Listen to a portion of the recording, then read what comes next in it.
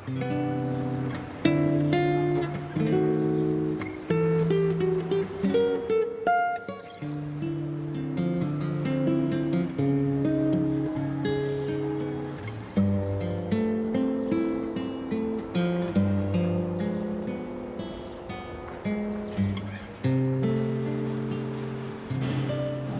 meu pare va ser un dels fundadors del Partit Socialista aquí a Tarragona. El Rovira Virgili, el Gelabert, el Macià Mallol, eren molt amics d'ell. I era un gran amic també de Marcelino Domingo. Perquè la idea del sistema era afusellar gent que fes terror, perquè clar, afusellaven un pagès, diríem, no feia tant de terror. I a Reus també van afusellar Fontana. Fontana era una figura de Reus que a Tortosa van afusellar un metge, el doctor Sabater, té un prestigi enorme, i després l'alcalde de Tortosa, el director del diari abans que jo, el Cortopla, que era una persona molt estimada. La presó de Pilats era una presó molt dura per lo que era l'establiment, no? L'establiment antic, no? La celda que estava tenia 12 peus de llarg per 9 d'ample, i que no eren unes celdes molt reduïdes.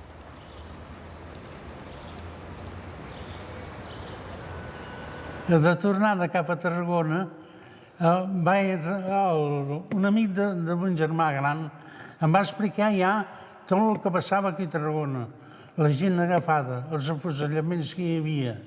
Diu, i em vols creure a mi? Me va aconsellar. Diu, passa de llarg, si pots. Diu, perquè a l'estació ja hi ha falangistes que esperen per agafar la gent que venen d'allà.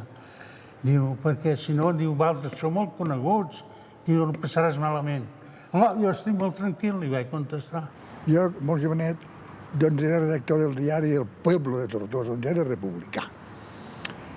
Amb la guerra, els periodistes més grans doncs se'n van al front i jo, als 17 anys encara, vaig quedar de director del diari. Després, quan mobilitzen la meva lleva, doncs em toquen a l'exèrcit i vaig tenir un cert grau de comandament i aquestes eren les dues acusacions que jo tenia, la de ser director del poble i l'haver tingut algun càrrec a l'exèrcit de la República. Estant a casa dels meus sogres, a la tarda, el que m'havia avalat me va vindre a avisar. Diu, t'han fet una denúncia, i si pots, marxa de seguida, que si no t'agafaran. I en aquell moment va arribar la policia i em va prendre amb un cotxe i sense encomanar-se, diu, me va donar dues santes bufetades. Diu, ja tenemos otro hijo de puta rojo. Això era el 30 de juny del 39. Vol dir que quan jo arribo aquí els afusellaments eren massa, com l'alcalde de Tortosa, com el Primitivo Sabater, com el Batastini, tota aquesta gent, ja els havien afusellat o estaven a punt d'afusellar-los mentre jo vaig estar a punt. Tots estàvem aquí, amb pena de mort. Estàvem aquí en petició fiscal de pena de mort, perquè ningú sabia si tenia pena de mort. Perquè l'únic que se sabia era el que les havia demanat el fiscal. Eren les 10 de la nit, hi ha un matalàs al coll que em havien entrat i un cistell de menjar. I cap a Pilats, Tarragona estava fosques completament, hi havia edificis abandonats per la guerra, enfonsats i tot això. Vam baixar per l'escala dels sòtanos, van obrir la portella i vam entrar a la sala. Déu viu, quin espectacle! Allí la gent amuntegada de qualsevol manera. I diu, poseu-se allí on pugueu. I allí a l'entrada mateix hi havia un lloc disponible, vaig estendre el matalàs. Allí érem uns 300. Com que no podíem dormir plans, dormíem de costat, havíem de posar-nos d'acord per a canviar de posició. Aquella bòveda que es veu dalt estava plena de xinxes. Jo no sé quina sang devíem tenir, però les pobres xinxes devien passar molta gana. Després, per a fer les necessitats allò de l'higiene, hi havia un forat I en aquell forat havies d'anar a fer visitats. Però és que a l'entorn d'aquell forat també hi havia presos. El capellà era dolent, era dur. Passaven, no? Germanets, els demés. Dormiu tranquils. Vol dir que aquella nit no hi havia saca.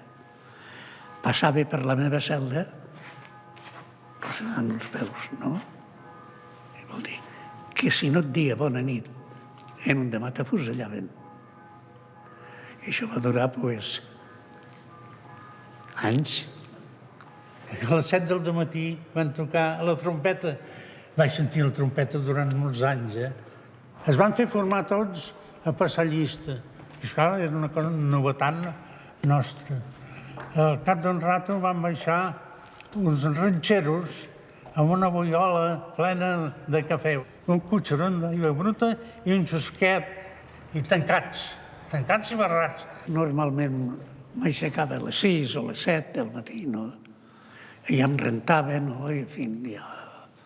I et quedaves allí, assentat al llit, no? El pati era una cosa denigrant. Uns 40 metres quadrats amb unes grans parets que no es veia ni el carrer ni res. Hi havia dues aixetes amb aigua. I al cantó d'una paret hi havia una rasa que allí havies de fer les seves necessitats i veies la gent, aquells homes grans, amb els pantalons a les mans. Era un espectacle denigrant. 3/4 d'hora i tancats tot el dia als sòtanos. I a l'hora de dinar, a menjar, un cotxeron d'aigua, sempre me'n recordaré, 12 cigrons. 12 cigrons. Per sopar vaig estar més sort. Em van tocar 25. Però la gana era general.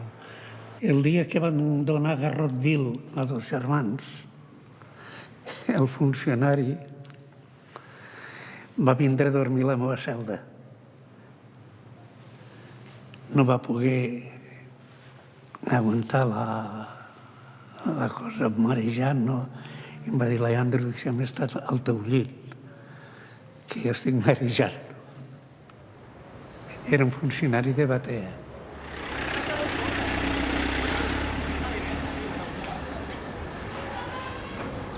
Va vindre un capità amb un escrivent per prendre declaració.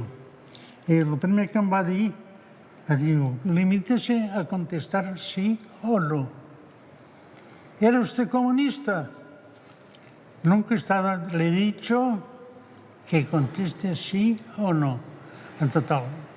Va dir tot el que va voler i va apuntar el que va voler. Firmi aquí, vaig firmar. Penseu que en 3/4 d'hora jutjaven 17 i 18 i 20 persones, i totes amb penes honoroses, sense defensa ni res. I n'hi havia un que tenia fama de ser molt dolent. Jo crec que el vaig humanitzar, jo.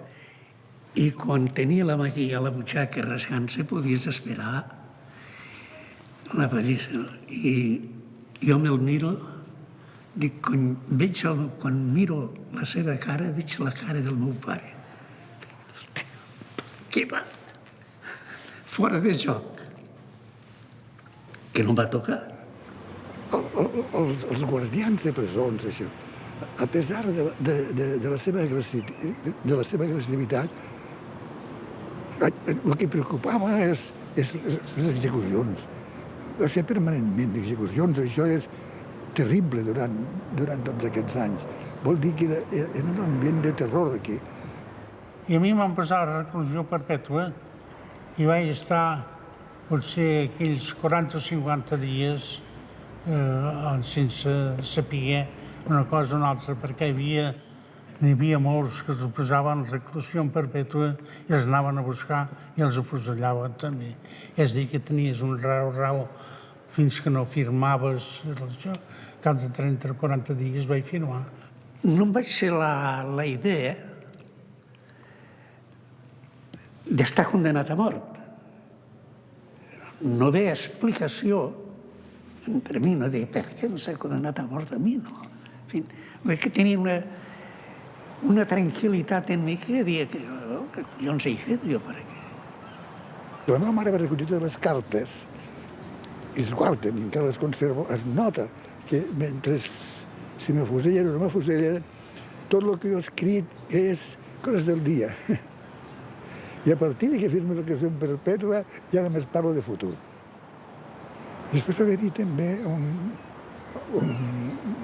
líders carismàtics com el Floresví. El Floresví era un home extraordinari, no?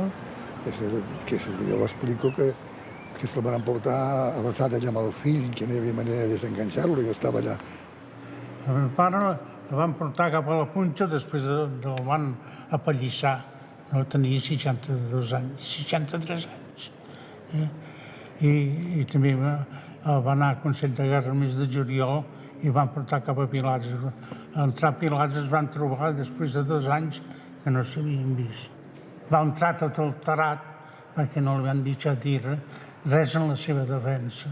El meu pare estava tot alborotat, es vam abraçar i recordo que em va dir, per culpa meva, t'han agafat.